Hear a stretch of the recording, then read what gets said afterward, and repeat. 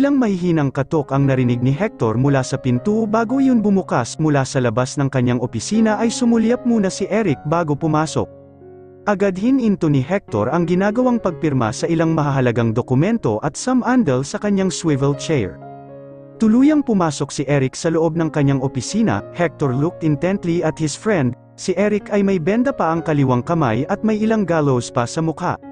Nagsagawa ng isang entrapment operation ang team nito para madakip ang isang grupo ng sindikato. Unluckily, Eric suffered from a gunshot, na maigi na lamang ay hindi malala, ngunit halos isang buwan pa rin itong namalagi sa ospital, at ilang araw pa lamang mula nang makalabas. Lumapit ito sa kanya at ipinatong ni Eric ang isang long brown envelope sa kanyang mesa, bago naupo sa nasa harap niyang visitor's chair. Nariyan na lahat ng kailangan mo. Agad iyong dinampot ni Hector at kinuha mula roon ang lahat ng nilalaman. Pinasadahan niya yun lahat ng basa. Tama ka ng hinala, there was a reason why Mr. Gualberto pulled out their shares from your company, at ang pagtanggi nito na pumirma ng kontrata ulit sa inyo, wika ng kanyang kaibigan. How did you find out about all of this? Paano mo siya napaamin? Tanong niya nang may kuryosidad. I have my ways, you know, kumpiyansa nitong sagot sabay kibit ng mga balikat. So he was right all along. Una pa lang ay duda na siya sa ginawa ni Mr. Gualberto. Matagal na nila itong kliyente, panahon pa ng kanyang papa, maliban pa sa ang Tesoro Company ang manufacturer ng produkto ng mga ito, ay isa rin ang kumpanya ni Mr. Gualberto sa investors nila, may ilang porsyento rin itong shares sa kanilang kumpanya.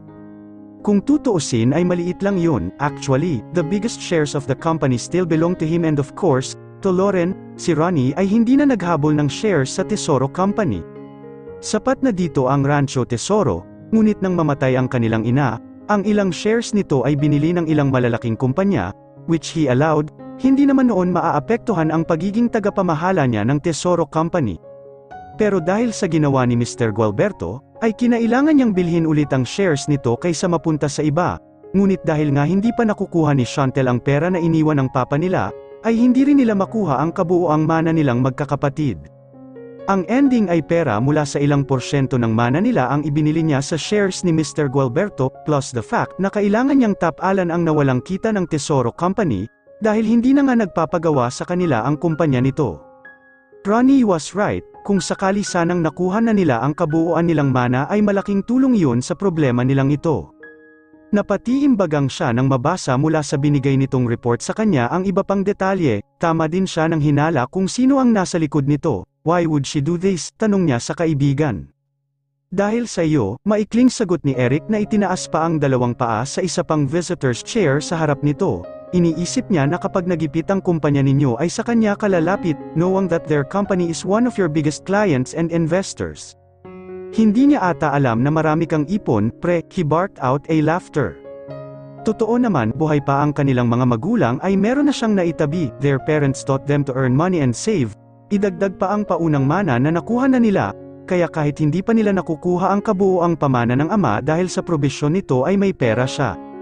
Pero dahil nga binili niya ang malaking shares sa Terravita Company mula kay Mr. Robles para hindi yun malugi ay nabawasan ang pera niya, and now this, ang shares naman ni Mr. Gualberto, kung hindi sana nagkasabay ang pagbili niya sa Terravita ang pag-pull out ni Mr. Gualberto ay hindi niya ito iindahin. Binitawan niya ang mga papel na hawak at muling sumandal sa swivel chair, but he is close to being broke, aside sa kita ng Terravita, of course, pero hindi sa kanya ang kumpanyang yun. Nakapangalan pa rin yun kay Mr. Robles, iyon ang kasunduan nila nang sinagip niya ang kumpanya nito mula sa pagkakalugi that the Terravita will remain to his name. Kaya sa madaling salita, he's running out of money. Ang kita din ng kumpanyang Tesoro ay hindi niya pwedeng galawin, unless sa kanila na ito tuluyang nakapangalan, at hindi nga yun mangyayari hanggat hindi nakukuha ni Chantel ang iniwan ng ama nila para dito. What now? What do you plan? Antag ni Eric sa pananahimik niya. Makakabawi din ang Tesoro, ang importante ay sa amin pa rin napunta ang shares ni Mr. Gualberto, we still own the biggest share of Tesoro, sagot niya dito. How about her? Would you sure her? Tanong nito sa kanya pagkaraan. She is crazy, tura niya dito habang naiiling. Baliw na in love sa'yo, at muling humagalpak ng tawa si Eric, and I wondered kung bakit hindi mo pinatulan yon. Halos ibilad na ng babaeng iyon sa'yo ang sarili niya. She is very different to my ideal wife, wika niya at isang imahe ng babae ang sumingit sa isipan niya, ang babaeng gusto niyang mapang-asawa, ang babaeng gusto niyang makasama sa habang buhay. I see, ngingiti-ngiti nitong sabi, alam ni Eric ang tungkol kay Chantel na may anak siya dito, halos masuntok siya nito nang malaman nito yun, Chantel is almost a family to them, mula nang maging private nurse ito ni Tito Edward, kaya naman ganoon na lang ang naging reaksyon nito nang malamang na anakan niya si Chantel. Do I hear wedding bells here? Tukso nito sa kanya nang nakangiti. Matatalim na mga mata ang pinukol niya sa kaibigan, mauna ka. Oh, but ako, ikaw ang may anak, it was long over though, Hector. Matagal mo na dapat pinakasalan si Chantel, buwelto ni Eric. Buntis din naman si Nadia, hindi ba? Balik tanong niya kay Eric. Saglit itong natahimik nang dahil sa pangalang nabanggit niya, nasasalamin niya rin sa mukha nito ang problemang kinakaharap, and by the look of it, alam niyang pareho sila ng pinagdadaanan ng kaibigan. Muli ay sinalinan ni Hector ang hawak na kopete ng mamahaling alak mula sa bote, hating gabi na at kanina pa siya umiinom, the wine helped him to go to sleep faster for how many nights, it has been a week since he went home and found out that Chantel has left for the second time around. But this time, of course, with Matthew, umalis itong muli na kasama ang kanyang anak. Hindi niya alam ang dahilan, he was clueless, basta na lang siya umalis ulit. Halos pabagsak na niyang inilapag ang bote sa mesa sa kanyang harapan, gusto niyang magalit because again, she disappeared just like that, kung kailan akala niya ay okay na ang lahat sa pagitan nila, kung kailan akala niya na may patutunguhan ang kung anumang mayroon sila, pero hindi. Nagkamali lamang siya, he was occupied by the problem on Tesoro Company, he wanted it fixed before he worked on with his problem with Chantel, pero katulad ng dati ay parang bula na bigla na naman itong nawala, ni hindi man lang nag-iwan ng anumang salita na basta na lamang itong umalis. He tried to go to Calamba. Sinadya niya ang bahay ng mga ito na napuntahan niya na. But he learned that they were only renting that house. Ayon sa kanyang nalaman, ay mula nang makakuha ng trabaho si Chantel sa Calamba, ay doon na ang mga ito naghanap ng bahay na matitirhan. Nalaman niya ang lahat ng iyon mula sa landlady na naabutan niya sa bahay roon. And now he was clueless as where to look for her, saan siya mag-uumpisa na hanapin ito. Ito at ang kanyang anak, and damn him dahil lumipas na ang ilang linggo na nandito sa bahay niya ang mag-ina niya, ngunit wala siyang masyadong alam kay Chantel, of course, aside from the fact na naging private nurse ito ni Tito Edward. Biglang naibaba ni Hector ang kopeta nang akma siyang iinom mula dito, he remembered Eric mentioned before na sa Cavite nagmula si Chantel. Yes, bakit nga ba hindi niya yun naisip, nilapitan niya ang table kung saan nakapatong ang kanyang cellphone, he got it and dialed Eric's number, several rings had passed before someone picked it up. Hello, narinig niyang sagot ng binata mula sa kabilang linya. Eric, I need your help, biglang bungad niya sa kaibigan. Ano ito sa oras na ito, parang naririnig niya pa ang boses nito na bagong gising, did he wake him up? Natutulog na ba ito nang tawagan niya? Bigla siyang napatingin sa relo sa nasa kanyang bisig, it is only past 11 in the evening. Eric, natutulog ka na ba sa mga oras na ito? Dala ng kalasingan ay nasabi niya dito. And what do you think I am doing at this hour? Narinig ni Hector ang katatawanan sa tono niya, so what it is this time?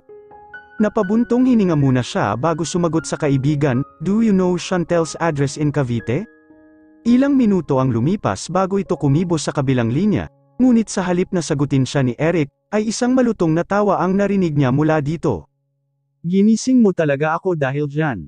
Huwag ka ring humingi ng tulong sa akin kapag nangailangan ka doon sa babae mo, napipikon niyang wika dito.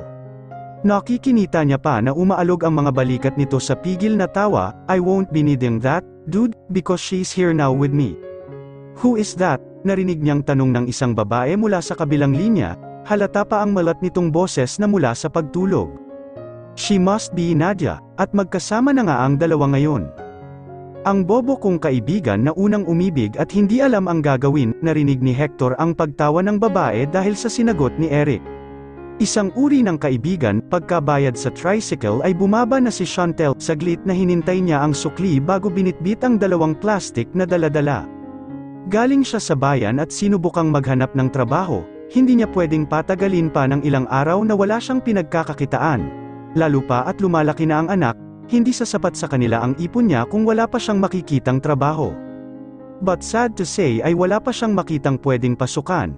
Hindi niya na gustong bumalik pa sa Kalamba, kahit alam niya pa na tatanggapin pa rin siya ni Mrs. Aguilar sa dating pinapasukan doon. Hector knew that address, at alam niyang pupunta yun doon, at pag nagkataon ay baka pilitin itong kunin si Matthew mula sa kanya. At iyon ang hindi niya papayagang mangyari, binuksan niya ang gate nila na gawa sa yero. Napipinturahan ito ng pinturang itim, ang pinakabakod nila ay gawa din sa yero na umabot lamang sa baywang niya, kahit nasa labas ka na ay kita mo ang loob ng bakuran, na ilang di pa lang ay ang bahay na nila. Dito siya lumaki, sa bahay na ito siya namulat, at ngayon ay nagbalik sila dito ng tiyahin kasama si Matthew. Noong nasa Kalamba sila ay paminsan-minsan pa rin silang umuuwi dito, but mostly ay ang Tia Rosario niya ang bumibisita dito, to check on the house and clean it once in a while. Tuloy-tuloy siyang pumasok sa loob, dumiretso siya sa kusina at inilapag sa mesa na nandoon ang ilang supot ng pinamili. Saglit pa siyang nanibago sa katahimikan ng bahay, karaniwan na ay nasa bakuran ang tiyahin niya habang karga si Matthew, o kaya ay lalabas ito para salubungin siya at kukumustahin siya sa paghahanap ng trabaho. Tia, tawag niya dito, sinilip niya ang silid ng tiyahin. Mas una yung madadaanan kung galing ka sa kusina kaya iyon ang una niyang tiningnan, ngunit wala doon ang tiyahin at si Matthew. Sunod niyang tinungo ay ang kanyang silid, ito ang dating silid ng kanyang ama at ina, ngayon ay sila na ni Matthew ang gumagamit. Bigla niyang binuksan ang pinto, she was expecting to see her aunt and her son. Ngunit natigilan si Chantel sa figurang nakita niya sa loob ng kanilang silid, siya ang pinakamaliit na tao na inaasahan niyang makita. Kalmante itong nakaupo sa kama at tinitingnan ang ilang libro niya, sa gilid ng kanyang higaan ay andoon ang bookshelf niya, kung saan nakapatong ang ilan niya pang aklat na ginamit noong kolehiyo, at ilang mga libro pa niya at magazines. Naabutan niya pa itong binubuklat-baklat ang libro niyang nasa kandungan nito, and she wondered if he is really reading the book para bang binubuklat lamang nito yun para palipasin ang oras.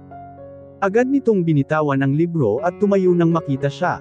Chantel mahina nitong saad, Chantel cannot help but to look at the man in front of her, she noticed the stubble that grew on his face, parang nangingitim pa ang ilalim ng mga mata nito sanhi ng ilang gabi na walang tulong, at para bang nabawasan pa ito ng timbang, in short, ang daming nagbago dito sa nakalipas na araw.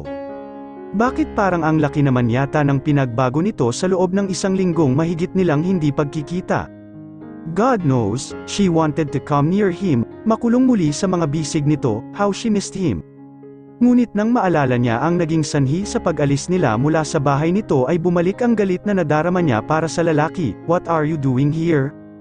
Let us talk. Maikli nitong sagot sa kanya, nagbabataas ang mga mata nito habang nakatitig sa kanya, nasasalamin niya sa mga mata nito ang pangungulila. Nang bigla ay naalala niya ang tiyahin at ang anak, agad ang paglukob ng kaba sa kanyang dibdib, muli ay lumabas siya ng silid at tinungo ang sala. Tia Rosario, by now, malamang ay malapit na sila sa bahay. Narinig niyang sabi ni Hector, sumunod ito sa kanya sa may sala.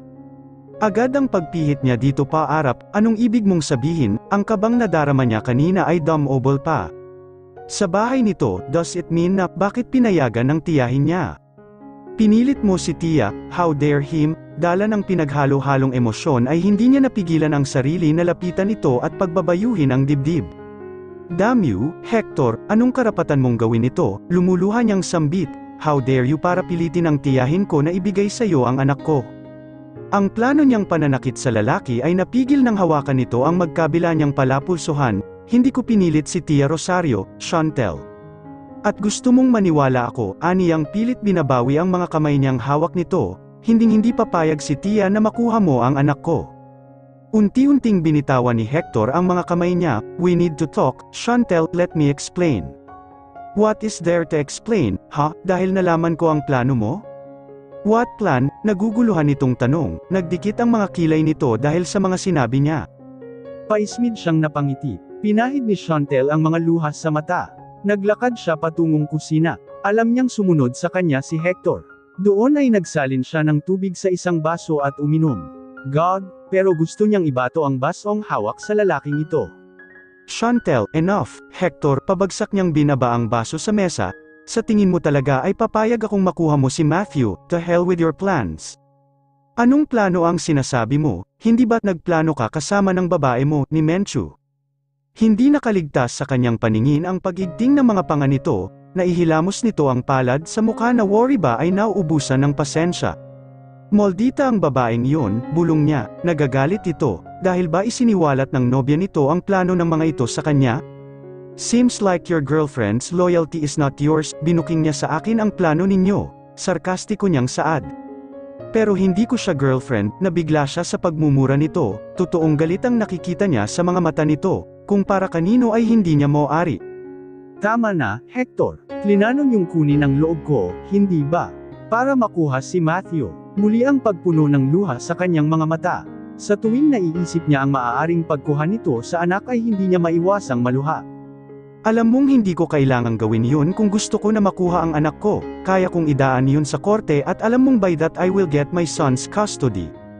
Napalunok si Chantel, he was right, hindi na nito kailangan ang planong iyon, kayang-kaya nito na kumuha ng abogado at ailaban ang kustodiya ni Matthew, at ano nga ba ang laban niya dito? By his money and connections, panalo na si Hector, ngunit ano ang sinasabi ni Menchu na plano nila? Unti-unti ay naglakad si Hector palapit sa kanya. Chantel, kung ginusto kong kunin ang anak ko, noon ko pa yun ginawa, the day I learned about him. She felt his hand touched her arm, hindi siya nakatingin dito, ano ba ang dapat niyang maramdaman? Chantel, you were with her in Baguio, di ba? She asked without looking at him. Saglit itong hindi umimik, naramdaman niya ang pagkabalisa at pag-aalinlangan nito na sagutin ang tanong niya, she turned her head to meet his eyes. Were you? Mahina niyang ulit sa tanong, Chantel, ito ay. Were you, Hector? She asked firmly, gusto ko ng sagot. Nabasag ang boses niya sa huling pangungusap na. Binitiwan, handa ba siya sa isasagot nito? Kung sa itsura pa lang nito ay waring alam niya na ang sasabihin nito, but she still want to hear it from him. Unti-unting pagtango ang ginawa nito.